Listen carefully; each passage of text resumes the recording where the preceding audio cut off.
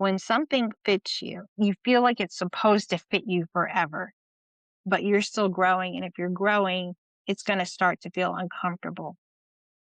They don't want to let go. And that becomes those heavy things. It becomes the lower vibration things that we start to experience, the frustration. When you come home, it's your space. And those are the people that you spend the most time with. And those are the people that are mostly wounded by you not wanting to grow.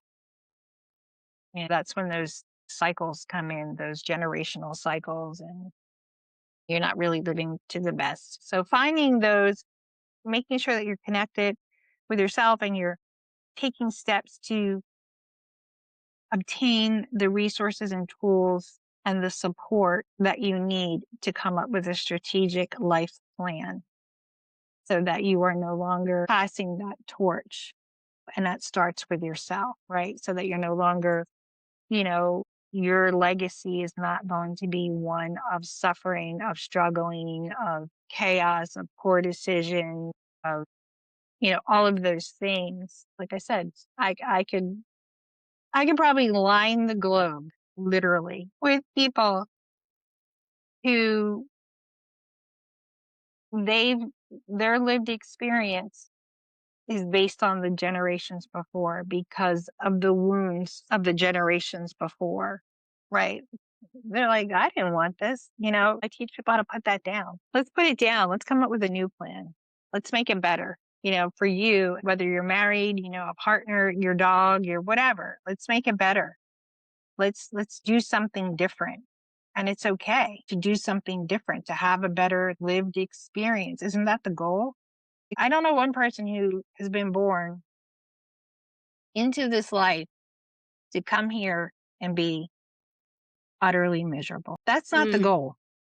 That is not the goal in this life, to suffer and miserable. But yet here we are in this society that it supports trauma. Trauma is everywhere, right? It supports being less than. It supports misery. No, that's not why we're here. I'm sorry. That's not why we're here. We're in the midst of this really big global shift, a humanitarian shift where people are understanding that we don't just come here to work into our whatever golden ages, have a couple kids, be tethered to financial institutions via, what do you call it? Financial indentured servitude. Those things, people want more out of life. They're realizing, and there's work ethic is great. You should absolutely have a good work ethic. You should be able to establish that, but it should not come at the sacrifice of your emotional, psychological, and physical well-being. Right? You should be able to have a quality of life, and not everybody's quality of life is the same. Somebody might want to be a bricklayer because they absolutely love laying bricks. And they could do it all day, any day, and they would do it for free. But you got to make money, so they do it, right? That's fine. Maybe you only want a small little house.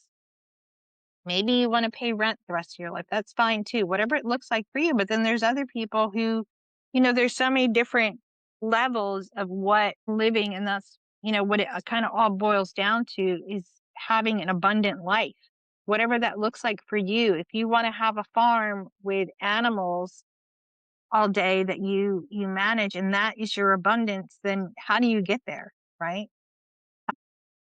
You have to map it out, right? It's not going to just magically drop in your lap in most cases. Maybe you want to be a civil servant. Maybe you want to be a police officer because you dreamed of that since you were a little boy. And that's your idea of abundance, right? It's a very interesting time. I used to like to go back and say it's a very exciting time to be alive. But we just have to get past all of the debt from the previous generations. We don't, the things that we perceive as threats are not, in most cases, not actual threats.